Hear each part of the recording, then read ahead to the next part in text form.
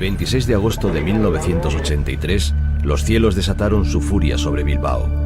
En pocos minutos cayeron 503 litros de agua por metro cuadrado, con inundaciones tan graves que hubo 34 muertos y 5 desaparecidos. Una terrible tragedia que podría haberse evitado con la máquina del tiempo que visitamos hoy.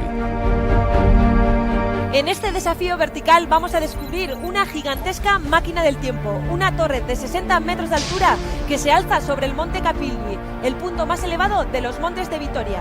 En lo alto de esta torre hay un enorme radar que es capaz de distinguir si llueve, si nieva o si graniza a más de 300 kilómetros de distancia.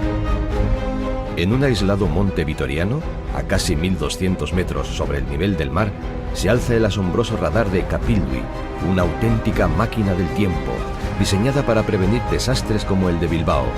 Y hay un detalle esencial de su diseño que solo se puede ver rappelando. Yo te voy a dejar aquí, que voy a seguir con el rappel y me voy a meter en la parte de la estructura más peculiar. Vaya truco. Hasta luego. Venga, grande. Será un rappel al estilo vitoriano, sufriendo ese frío tan intenso que hace que algunos llamen a la capital Siberia-Gasteiz. Pero gracias al rappel conoceremos el detalle más asombroso de este radar. Y además viajaremos en el tiempo para descubrir cómo era el clima en Euskadi hace casi 200 años. Prepárense para un viaje al pasado a través de un radar del futuro. Horas antes de las trágicas inundaciones de Bilbao, las predicciones del tiempo anunciaban tan solo tormentas dispersas. Faltaban 7 años para la fundación de Euskalmet y 22 años para que se construyera el radar de Capilvi. ¿Con un radar como este habríamos evitado las inundaciones? ¿Con tecnología como esta se podían haber evitado las inundaciones del 84? No, de ninguna forma. Las inundaciones se van a producir, la lluvia va a caer y eso no podemos evitarlo. Lo que sí podríamos haber evitado clarísimamente es que no hubiera habido tantos muertos, que los daños hubiesen sido menores que los que tuvimos, se hubiesen evitado muchísimos daños, se hubiesen evitado muchísimos muertos, pero las inundaciones las hubiésemos tenido. La tecnología no impide que se desaten las tormentas, pero sí hace posible que no nos cojan por sorpresa. Por eso, hoy en día, una tormenta como la que inundó Bilbao la veríamos venir con 4 horas de antelación gracias al radar de Capilvi. Pues a mí me gustaría saber cómo funciona esta tecnología que tenéis aquí. Aurrera, para adentro. La torre se inauguró en el año 2005 tras una inversión de 5 millones de euros. Y la clave de su éxito está en la difícil combinación de altura y rigidez. Una torre tan alta que está midiendo tan lejos, está midiendo hasta 300 kilómetros de longitud, ¿no? A nada que se mueva con el viento, ya lo que estás midiendo no sabes dónde está, si lo está moviendo el viento. Entonces es una estructura muy rígida. Para que las previsiones sean más exactas. Para que lo que estamos midiendo de dónde está lloviendo sea más exacto. Porque si no, pues a 300 kilómetros, a nada que se moviera la torre, nada, medio gradito, se movería 20 kilómetros de un lado para otro. Entonces tiene que ser muy rígido y que moverse muy poco en situaciones de viento. Entonces las cosas muy rígidas tienden a romperse. Entonces para que no se rompa, pues se han montado ahí un montón de cosas que están flotando, ¿no? para evitar ese movimiento. Y la verdad es que sí, tiene una forma muy peculiar que es para reducir ese movimiento pendular. ¿Podemos entrar dentro? Vamos para arriba. Todos los edificios de gran altura están diseñados para moverse cuando sopla el viento. Es un truco de supervivencia que los arquitectos han copiado de las plantas, mecerse levemente para no romperse. Pero ese truco no vale para la torre de Capilvi, y para ser firme sin romperse hay que usar trucos nuevos que solo pueden verse desde arriba. Pues... ¿Con ascensor? Con ascensor, sí. Es el equivalente a 12 pisos. Entonces, sí. Subir esto sin ascensor, pues sí. En la obra ya tuvimos que subir muchas veces y la verdad es que aquí en invierno, cuando está todo lleno de hielo, todas las paredes con una capa de hielo y a muchos grados bajo cero, la verdad es que no, sin ascensor sería una situación bastante dura. Estamos a 1200 metros de altura y en 1200 metros de altura pues al final hace mucho frío, mucha nieve y puede haber bastante hielo aquí dentro. Entonces todo lo que tenemos en estos últimos pisos ya está en una zona en la que está más climatizada. Aquí, cuando tuvimos que subir todo este material y hacer la obra, fue además el año en el que tuvimos 7 nevadas inmensas, cayó nieve a manta, tuvimos una cantidad de problemas, bueno, impresionantes. Para hacer ya la cimentación ya empezamos con problemas muy, muy gordos con todas las nevadas que tuvimos. Porque además está en la punta del monte y el acceso, imagino que con nieve será bastante complicado. Pues sí, la verdad es que aquí hemos venido algunas veces y con 2 metros de nieve. Ha habido momentos duros, tenéis, pero es bonito también. Sí. También comprobamos lo difícil que puede ser llegar hasta Capildui. Estas son imágenes de nuestro primer desplazamiento al radar, cuando tratábamos de preparar este programa, y tuvimos que dar media vuelta por el exceso de nieve y por los árboles caídos que obstaculizaban el camino. En este desafío vertical, los primeros peligros surgieron incluso antes de llegar al radar. ¿Y este ruido que oímos, que es muy...? Esto sería el cerebro de la torre, del radar meteorológico. Es prácticamente todo electrónica maciza. Ten en cuenta que esto es un sistema que puede medir un mosquito a 60 metros, lanza un haz, ¿no?, de radar y mide el eco, ¿no? Si pasa un pájaro, por supuesto, lo estás midiendo el eco y se ven las migraciones, ¿no? Si está lloviendo, por supuesto, es lo que estamos queriendo medir, ¿no? Entonces, bueno, ese eco es tan débil, ¿no?, que hay que ampliarlo muchísimo y filtrarlo y quitar todo lo que sea ruido, ¿no? Entonces es, bueno, pues una electrónica muy fina. Esa electrónica tan fina amplifica los datos que llegan desde la esfera que corona la torre. Y es que dentro de esa esfera de protección está la verdadera máquina del tiempo. Está el radar de Capildui vigilando el horizonte y girando sin parar. Me están diciendo que no está parado. Pues hay que pararlo. Páralo y ponlo en posición porque tiene que subir ella. Ahora mismo está parándolo. Está parando el sistema, hay una antena arriba que está girando y esa antena, claro, son 6 metros de diámetro. Si entrásemos arriba y asomamos la cabeza, nos lleva la cabeza por delante, o sea, entonces hay que pararlo y hay que pararlo en unas determinadas posiciones para luego poder subir a la punta. Pero aún parándolo, las de Leguraldi hoy van a poder dar la predicción bien, ¿no? Sí, la predicción es una predicción a corto plazo, a muy corto plazo. Es para saber lo que está pasando y lo que va a pasar en la próxima hora, próximas 2 horas, pero no sirve para saber lo que va a hacer mañana. Es más para vigilancia que para predicción. Una pena, porque te iba a preguntar a ver qué iba a hacer estas vacaciones. Enseguida subiremos al interior de la esfera, descubriendo el verdadero aspecto de esta máquina del tiempo. Pero antes, descubramos las increíbles vistas de Capildui. Bueno, ¿qué vistas? Impresionante. La verdad es que los días que está la atmósfera clara, fíjate, aquel es el San Lorenzo, ¿eh? O sea, que estamos viendo ahí... Hemos tenido suerte hoy. Toda la zona de La Rioja. Hay Vitoria, por ejemplo, pues está casi a los pies. Toda la Sierra de Badalla, Orduña, Ovid, Gorbea, el Lamboto. Se ve casi todo Euskadi aquí, ¿no? Se tiene que ver todo Euskadi, porque si no vemos todo Euskadi, pues al final no serviría, este aparato no serviría para nada. Para que el radar captara toda Euskadi con la máxima precisión, había que construirlo en un lugar bien escogido. Se barajaron hasta 230 posibles emplazamientos, y el mejor de todos era el Gorbea. Pero el emplazamiento definitivo debía cumplir 2 requisitos: tener ya construido un acceso por carretera y tener también cableado eléctrico. El objetivo era proteger el medio ambiente, evitando la construcción de infraestructuras nuevas. Y así, el Gorbea quedó fuera de una lista que se redujo a 5 emplazamientos. De todos ellos, Capildui era el mejor. ¿Radares como este hay muchos? ¿Nos podemos encontrar muchos? No, hay no, poquitos? En toda la península pues puede haber 8 radares. Y normalmente además no suelen ser en torres tan altas. Lo que pasa es que en el País Vasco pues queríamos aprovechar también, ¿no?, que aquí había una serie de comunicaciones y aprovechar los enlaces. Y como el radar tiene que estar en la parte superior de la torre, pues al final tuvimos que hacer una torre alta.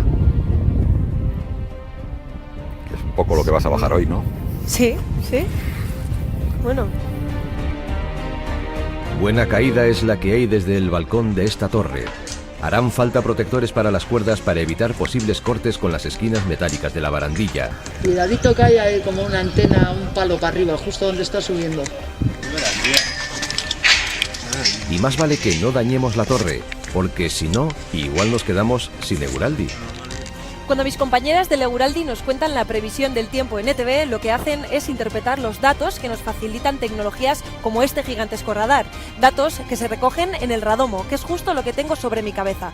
Por eso hoy vamos a rapelar desde aquí, para poder disfrutar de las vistas inéditas de Euskal Herria que nos ofrece esta espectacular máquina del tiempo.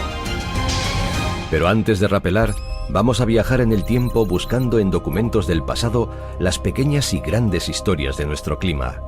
En periódicos de hace casi 200 años podemos encontrar historias de vendavales y galernas, de ballenas varadas en la Zurriola de San Sebastián, de vitorianos aislados en las cuevas de la Guardia o de bilbaínos apostando una cena para 8 a que llovía sin pausa durante un mes. Según las observaciones del relojero y óptico señor Álvarez, la temperatura de ayer era a las 7 de la mañana de 3 bajo cero. Esta noticia del 20 de febrero de 1888 nos da una idea de cómo pudo ser el clima entonces. Historias como esta completan el puzzle del clima en Euskal Herria a lo largo de la historia. Todas esas historias han sido recopiladas durante años por expertos como Eugenio Ruiz Urrestarazu, porque el clima del futuro se comprende mejor analizando el pasado, y en la prensa del pasado podemos encontrar auténticas sorpresas. Y había personajes como, por ejemplo, uno que tenía mucha gracia, que le llamaban el casero de Regil, que de casero no creo que tenía mucho porque editaba un boletín meteorológico, un boletín anual, que te decía a lo largo del año lo que iba a hacer, día por día, además, no te lo pierdas. Él le hacía una entrevista en uno de los periódicos que examinamos y decía, y que del año anterior es que no ha fallado prácticamente nada, ha acertado casi el 100%. A los pioneros de la meteorología se les llamaba astrónomos, y casi todos eran científicos aficionados que compaginaban su afición con sus verdaderos oficios. El más famoso de aquellos astrónomos era el padre Orcolaga, que desde su observatorio de Igueldo predijo la terrible galerna del 12 de agosto de 1912, un día negro para los marinos de Vizcaya, que dejó un saldo de 160 muertos, casi todos arrantzales de Bermeo. Sin embargo, en Guipúzcoa no murió casi nadie, y la prensa del pasado nos puede ayudar a resolver el misterio. Los arrantzales guipuzcoanos sí que se retiraron a los puertos, porque sí había habido un aviso, y un aviso además de Orcolaga, que es el que fundó el Observatorio de Igueldo, pero como lo creó en Igueldo, también había piques entre la Diputación de Guipúzcoa y la Diputación de Vizcaya, nada nuevo tampoco por otra parte. Y entonces, claro, Orcolaga, guipuzcoano, el Vizcaya le ofreció Machichaco, pero no le gustó, no quería, prefirió Igueldo. Entonces los vizcaínos no se lo tomaron bien. Pensaron que porque el primer observatorio científico y serio que se iba a montar en Guipúzcoa y no en Vizcaya, cuando iban a pagar las dos diputaciones.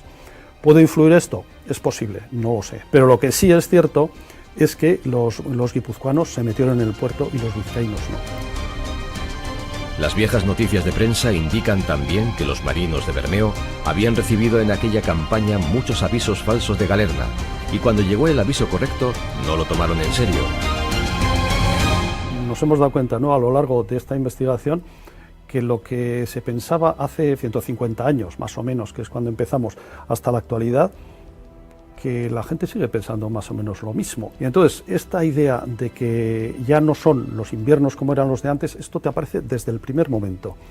Te podría sacar citas, pues no recuerdo el año, pero bueno, podrían ser 1870 y tantos, y es lo que dice hoy, más o menos. Es que ya los inviernos no son como lo que eran, es que antes hacía frío y ahora no hace, antes llovía cuando era el tiempo y ahora no llueve, etcétera. Es decir, lo mismo que se está oyendo hoy día se oía ya en aquel tiempo, sin entrar en el tema del cambio climático, que es otro tema un poco distinto. En casi 200 años de prensa escrita, hay ciertas opiniones sobre el clima que no han cambiado nada. Estoy recordando así de memoria de algún periódico que ponía en Vitoria: tenemos 12 meses de invierno, todo el resto es verano. Seguimos en Vitoria para volver a la Torre de Capildui, donde ya no hay párrocos, relojeros ni ópticos recogiendo los datos sobre el clima, sino un gigantesco radar de última generación, escondido bajo esta esfera protectora a la que vamos a entrar ahora mismo.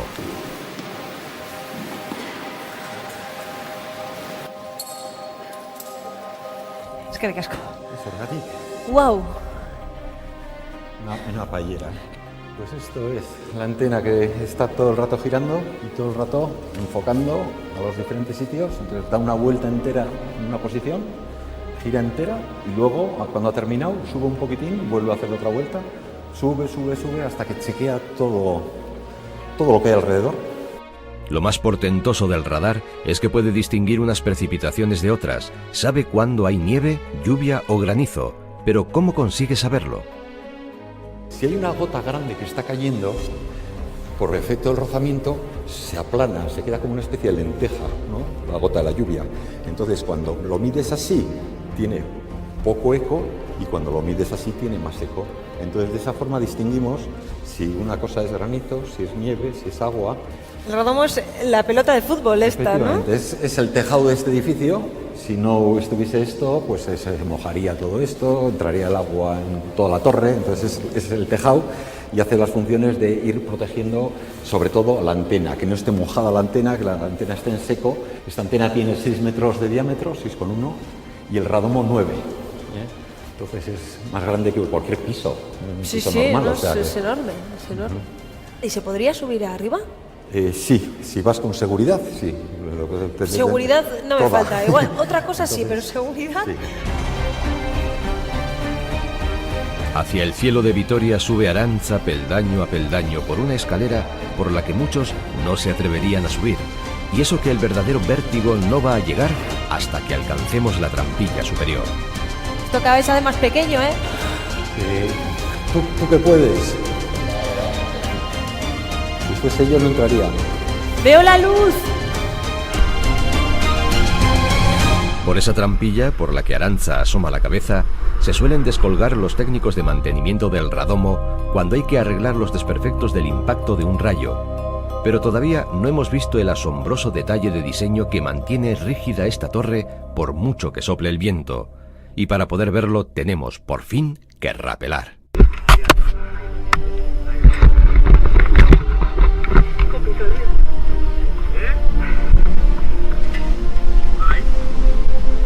Esta estructura ha soportado el impacto directo de los rayos. No se mueve ni un milímetro por mucho viento que haga y por eso vamos a bajar para ver de cerca por qué es tan firme.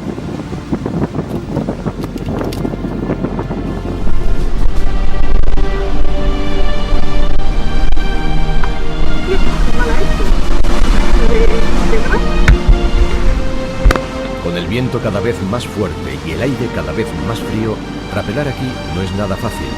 Si el invierno tuviese corazón, sus latidos surgirían de Capilvi, pero ni el más fuerte pálpito movería esta torre un milímetro.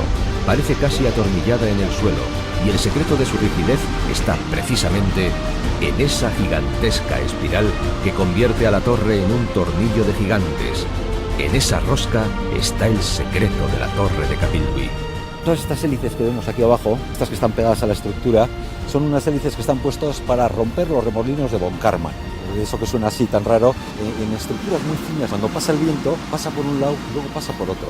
Puede entrar en resonancia y empieza a moverse.